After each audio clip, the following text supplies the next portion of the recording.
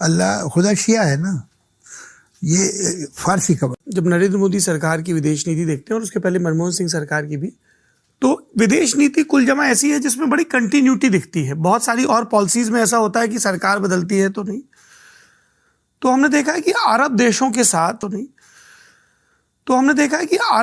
के साथ इस सरकार में लगातार संबंध बड़े प्रगाढ़ हुए हैं। इनफैक्ट जब पहलगाम का आतंकी हमला हुआ तब भी प्रधानमंत्री सऊदी अरब के ही दौरे पर थे। शौर्य डोवाल ने, अजीत डोवाल के बेटे हैं, एक बड़ी दिलचस्प बात कही थी। हम लोग कैमरे पे ही बात कर रहे थे। बोले भाई जो ऑलरेडी आपके साथ हैं उनसे आपके रिश्ते अच्छे हैं तो क्या, जिनसे रिश्ते पहले अच्छे नहीं रहे हिस्टोरिकली उनसे रिश्ते मजबूत करो तो बात है। एक तो ये बात है कि भारत के इन देशों के साथ रिश्ते मजबूत हो रहे हैं। दूसरा, कल्चरल रेफरेंस में हर बार अरब की तरफ देखना, इसको लेके बड़ी चर्चा होती है कि अर्बनाइजेशन, मतलब कई लोगों ने ऐसे कहा कि साहब पहले बचपन में सुनते थे कि जो मुस्लिम धर्मावलंबी हैं वो बोलते थे खुदा हाफिज, अब वो अल्लाह हाफिज बोलते हैं। अल्लाह खुदा शिया है ना, ये फारसी का वर्ड है और ईरान में शिया रहते हैं। ये स्टॉन्च जो बिल्कुल फैनाटिक सुन्नीज हैं, ये वो लाए हैं।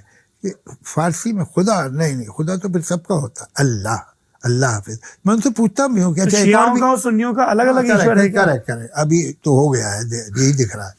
उसके अलावा मैं उनसे पूछता हूँ कि उर्दू में और एक और एक्सप्रेशन है कि I hope God doesn't happen make it happen like this, जो बुरी बात कि खुदा ना खास्ता ऐसा हो जाए। आपने भी सुना होगा 50 बार। जी जी। तो मैंने उससे पूछा क्या तुम अल्लाह ना खास्ता कहने लगे, क्या कहते हो?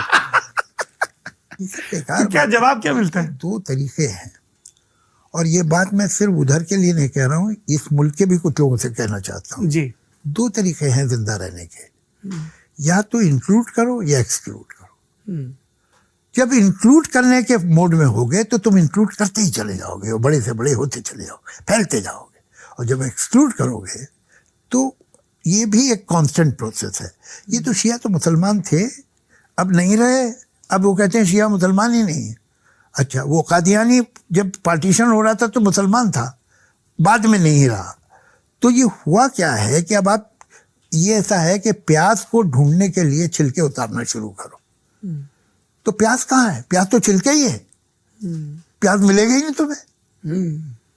यहां भी कुछ लोग प्याज के छिलके उतारना चाहते हैं, वो कुछ नहीं है, वो निकालते रहोगे और मालूम होगा कुछ हाथ नहीं आया।